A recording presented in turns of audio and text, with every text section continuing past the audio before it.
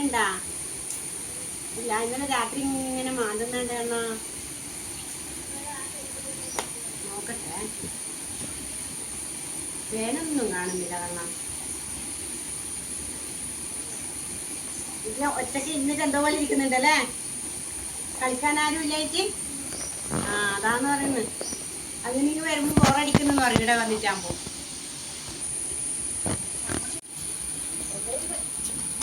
എന്തൊരു മഴയാണ്,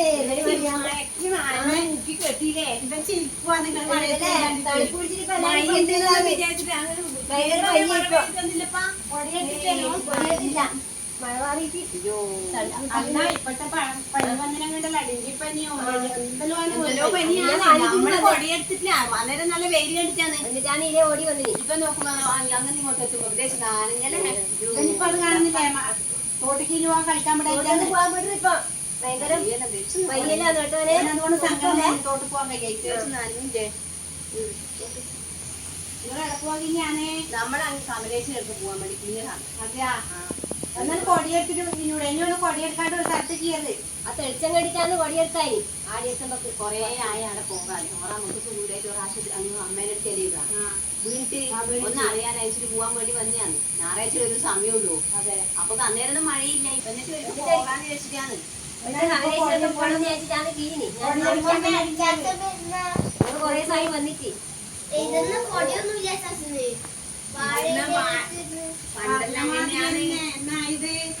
പണ്ടത്തെ ഇതാണല്ലോ. തണുപ്പ് പിടിച്ചിട്ട് ശ്വാസം മുട്ടലാളെ കൊടിയെടുത്തിട്ടേ പോകുമ്പോ പണ്ടെല്ലാം കൊടിയെടുത്തിട്ടാണ് ആള് പോലെ. പണ്ടല്ലപ്പാ, ഇന്നിപ്പോ അരിയും പിടിച്ച് 12 വയസ്സ് വരെ കൗസ് പിടിച്ച് ഞാനെല്ലാം സ്കൂൾ പോകുമ്പോ അങ്ങനെ പോയിട്ടുണ്ട്. പിന്നെ പേരും കോട്ടും എല്ലാം ഒരുപാട് മാറ്റി കലക്കും. എന്തിനാ വന്നു ചോദിക്കും നമ്മളോട് എല്ലാം മുക്കിക്കിട്ടും. ഇവനെല്ലാം ഇപ്പൊ എടുത്താ പൊന്നിന്റെ പേര് അങ്ങനെ പോലെ. നമുക്കൊരു സ്ലേറ്റ് ഉണ്ടാവും ഇഷ്ടപ്പെട്ട ഒരു കഷ്ണം പെൻസിൽ പെൻസിൽ അത് 5ാം ക്ലാസ് വരെ. ഇവർക്കിപ്പോ ഒന്നിലെ മഴ അമ്മ തോട്ടങ്ങളൊക്കെ വലിയ വരെ നോക്കും. അങ്ങനത്തെ പോലെ ഇന്ന് അതുപോലെ ഇല്ല. ഇന്നിപ്പോ കൊടിയിലാണ്. ഇപ്പൊ കണ്ട മോൻ പറയുന്നേട്ടാ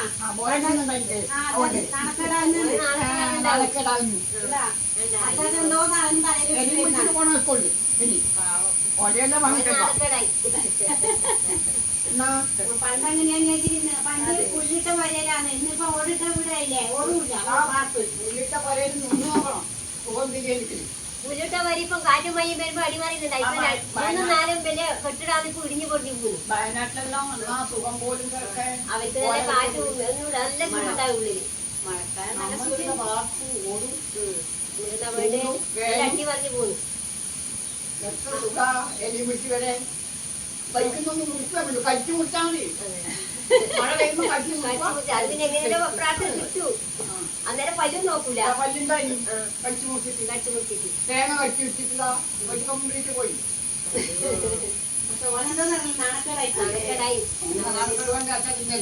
അച്ഛൻ തലയിൽ വെച്ചിട്ട് വരുന്ന മക്കളെ വരുന്നേ. ഞാൻ കൊടിയെടുക്കില്ല പോകുമ്പോ. ഞാൻ ഇങ്ങനെ കൂടിയിട്ട് വരുന്നല്ലേ.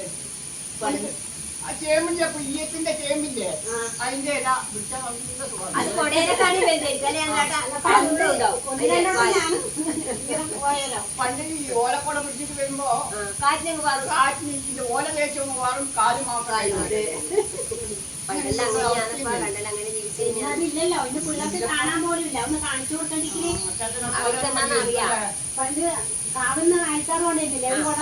അതുപോലത്തെ കൊടയാന്ന് പണ്ടല്ലോ. ഞാൻ സ്കൂളിൽ പഠിക്കുമ്പോൾ എനിക്ക് കുറ്റിക്കോട മേടിച്ചാൽ എനിക്ക് നാണക്കേടായിട്ട് പിള്ളേരെല്ലാം നല്ല കുട. എനിക്കത് ഈ ഓലക്കൊടിയുള്ളൂ.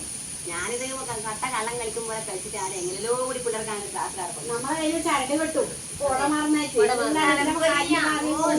ഈ കൊടി എടുത്തിട്ട് പോയാൽ മതി എന്നല്ലേ പറയാ. നമ്മളിന്ന് പോയിട്ട്